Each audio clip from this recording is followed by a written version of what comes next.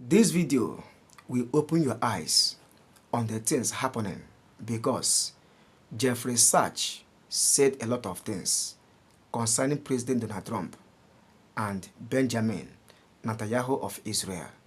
He says that both Benjamin Netanyahu of Israel and President Donald Trump are full of propagandas. I don't know why he said this, but watch this. First of all, things are opaque, as is obvious, because we don't have a word of honesty from the United States government or from the Israeli government. Everything is propaganda, morning till night. Also, any statement by Donald Trump contradicts itself before the end of the sentence. So he's absolutely impossible to even understand on his own terms, much less on geopolitical terms. So the situation is very strange, very dangerous. I think probably the most dangerous moment in the world since World War II, probably even including the Cuban Missile Crisis. I say that with two psychologists. I'll say it. You're not responsible for me. Maybe you'll regret that you invited me, but I think Donald Trump is literally mentally ill to a very serious extent. He is, from a personality point of view, a malignant narcissist, I think is the right definition. Or if you want a more classical diagnosis, dark triad personality, which means that he is personally narcissistic. He is Machiavellian, which means that in, I think, psychological terms, that is manipulative, untrustworthy, deceitful, and he is psychopathic, meaning that there is no empathy for how many people he kills or how much damage is done. The malignant narcissist definition adds paranoia and confabulation to this list. So I personally think we're dealing with a psychologically deeply debilitated individual who happens to have a lot of power. And according to one psychologist I was listening to yesterday that I thought made a lot of sense, there's an element of frontotemporal dementia added to this that you see through the incoherence of the sentences, the drift of thought, and even the confusion of words, so that the words don't even end as they begin. There's a lot of, what was the definition? I'm missing the technical definition. Sorry, maybe it'll come back to me. But in any event, there's real signs of dementia on top of what is a lifetime of anti-personality disorder. A man like this should not be president. This is the most basic point. He is president because of much deeper problems in the American political system. So he is a symptom as well as a cause. You don't elect a person like this in a healthy political system. The American political system is deeply corrupted. The ability of a man like this to have the power that he does to order a war is a profoundly broken political order. It has nothing to do with our constitutional system, where only Congress has the ability to declare war. We're so pathetic right now in our politics that the only thing Congress does is vote repeatedly that they don't want to have anything to do with overseeing this war. It's not a choice that they have under the Constitution. It's a complete abnegation of responsibility. How can the Senate say now in 3 votes, don't ask us, It's none of our business. That's just Mr. Trump's business. That's exactly what the US Senate has said.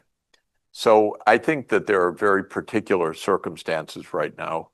My own feeling is that Trump has actually, again, now I'm completely amateur psychologist, but he seems to have deteriorated and lost any kind of self-control in the last 3 or 4 months. So there's a degree of impulsivity which is absolutely beyond anything that I've seen before. By the way, this is the second time in a row that we have had a president suffering from dementia. And what's interesting also is that with Biden, who had dementia for the last 2 years at least of his administration, it was all covered up until he stood there gaping in front of a camera, drooling to all of the American people watching in a debate, and no one could hide it on camera. My country's pathetic right now in the political system. It's a show. It's PR. Anything can get said. There's no planning. There's no systematic review. There are no checks and balances. There's nothing. And this was true with Biden, but it's much worse with Trump. Biden was not a nice person. I've known him for about 30 years. He never was a nice person, but he was not like Trump with a deeply antisocial personality disorder. And so I just want to say we're dealing with psychology here in the most individual sense. This is denied every moment of public discourse. It's just amazing. Take what happened in the last 3 days. First, the president said, I'm going to blow up everything. I'm going to kill all of you. That's normal. Then you have the commentators. Oh, will he kill everybody? Well, that's an interesting question. Not, are we in the hands of a madman? Nothing like that. Not one commentary says, that's a little strange for the president of the United States to be talking like that. Like Adolf Hitler. No, not even a mention that this is a little strange. Then 2 days later, when he decides he's not going to kill everyone, he says, we're close to an agreement. And of course, there was no negotiation, period. But what does the press say? Will Donald Trump be able to get an agreement? Not, what a loon. What a liar. Nothing. It's a complete normalization of something completely abnormal. I've never seen anything like this. Who's crazier, Trump or us? How can we not be grown-ups and say, that man's a loon? Get him out of there before he kills us all. Nobody says this. Sorry, this is not a partisan statement. I've hated all our recent presidents because they don't make us safe. They don't tell the truth. But this is something absolutely different, what's happening right now. And it's all normalized. And the New York Times story today, all I do these days is write irate letters to the reporters whom I've known for decades, and they don't write back because they don't have the dignity to get into a serious discussion on anything. Sometimes, by the way, they write back and they say, yeah, I agree with you, Jeff, but higher ups edit my article. So that's the main thing, that it's complete shutdown of truth at the New York Times, which used to be my go-to place to get just a straight story. It's useless, completely useless right now. But anyway, this story was, yes, will Donald Trump be able to negotiate a deal? Without mentioning how weird it is that there were no negotiations. But he said that there were. That's the real story of the last day. That's the really interesting story. Were there negotiations?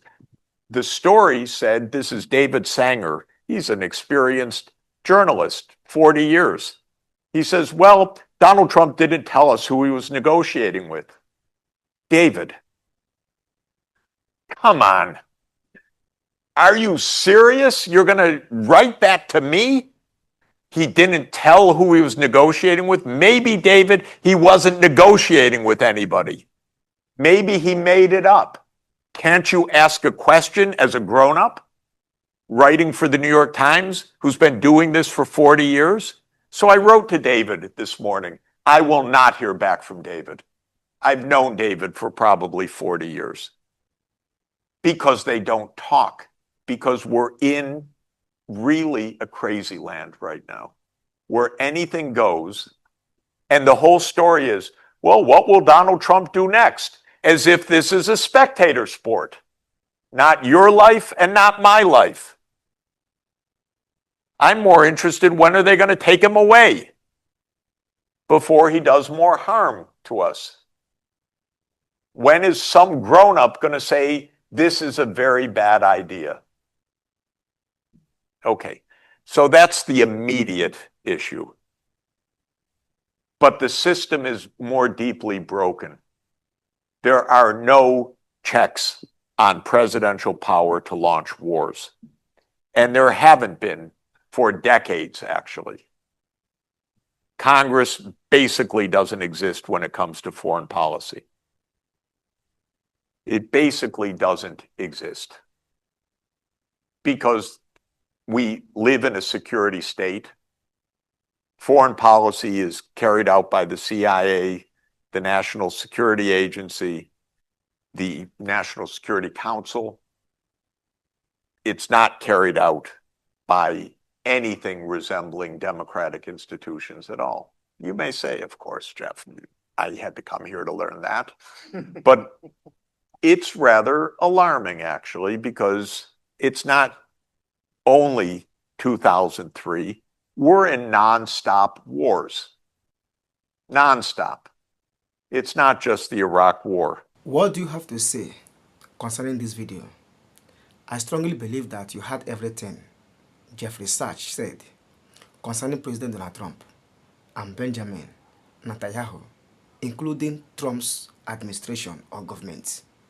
Drop your thoughts in the comment section. Let's know what you think. I really appreciate your time for watching. See you in the next one, and bye.